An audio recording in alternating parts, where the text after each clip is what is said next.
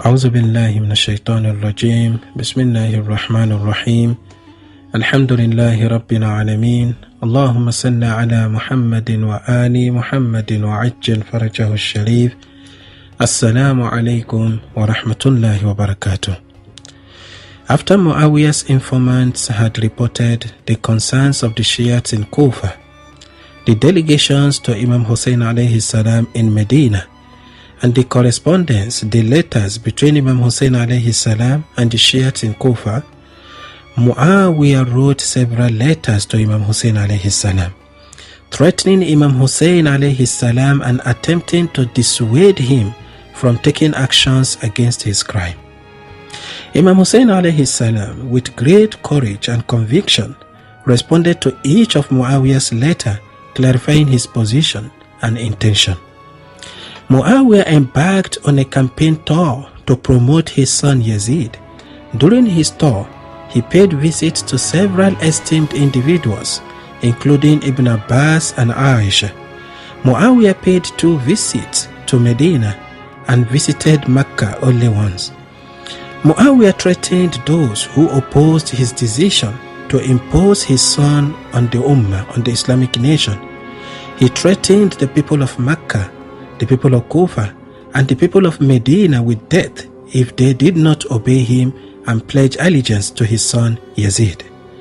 When Muawiyah approached death, that was in the month of Rajab, in the 60th year of the Hijrah calendar, and Yazid was at then outside Damascus, Muawiyah called Dohak bin Qais al-Fihri, who was his security chief, and also Muslim bin Uqba al-Marri, and sent them to Yazid to invite him over to Damascus. According to historical records, upon the passing of Muawiyah in the mid-Rajab of the 60th year of the Hijrah calendar, Yazid assumed the position of leadership. At that time, Walid bin Utbah bin Abi Sufyan held the governorship of Medina. Yazid dispatched a letter to Walid via his servant bin Abi Zurayq, instructing Walid to obtain pledges of allegiance from all the people of Medina. In his letter to Walid, Yazid firmly instructed that Imam Hussein alayhi salam, alongside others, Abdullah bin Umar, Abdul Rahman bin Abu Bakr, Abdullah bin Zubayr, must pledge their allegiance, leaving no room for mercy, and any of them who defies his directives and refuse to pledge allegiance to him should have his head beheaded and sent to him in Damascus. Upon receiving the message of Yazid, Walid consulted with Marwan, the previous governor of Medina, seeking his counsel on how to proceed with Yazid's instruction.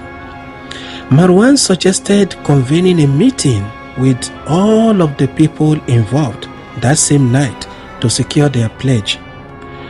As advised by Marwan, Walid summoned Imam Hussein alayhi salam, who was invited while doing ziyarah and paying his respects at the Prophet's tomb.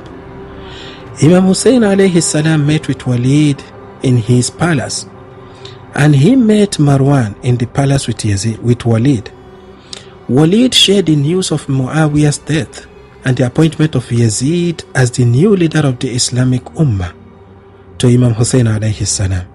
Subsequently, Walid requested Imam Hussein alayhi salam he requested him to support and to pledge allegiance to Yazid.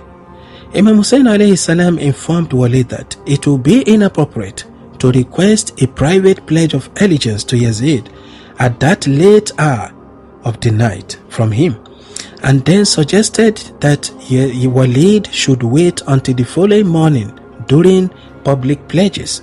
Walid agreed to that proposal.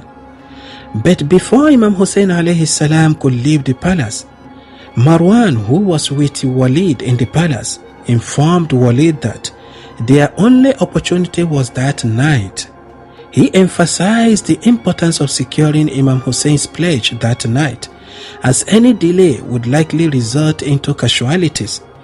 Consequently, Marwan advised Walid to take immediate action and apprehend Imam Hussein alayhi salam. Upon hearing that, Imam Hussein alayhi salam stood up and said to Marwan that, Yabna Zarqa, taktuluni am huwa, kazibta wallahi wa athimta. And then Imam Hussein alayhi salam turned to Walid and said, Inna ahlu bayt al-nubuwah wa ma'dan al-risala wa mukhtalaf al-malaika wa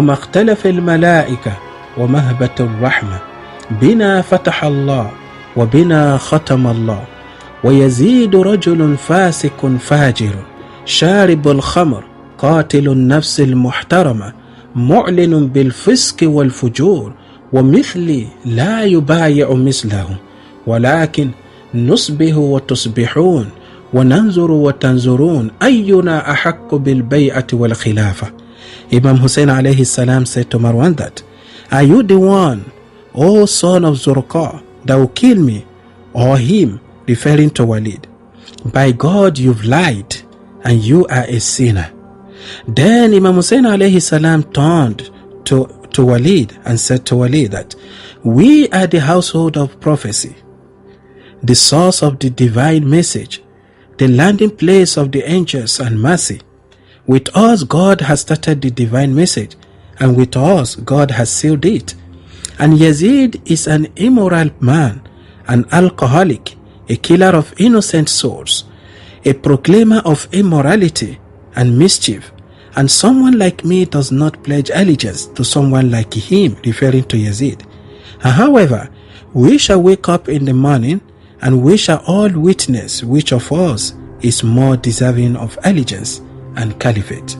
Imam Hussein alayhi salam left the palace and left Walid and Marwan bin al-Hakam in the palace. Inshallah, we will stop here to continue the history in the next episode. Assalamu alaikum wa rahmatullahi wa barakatuh.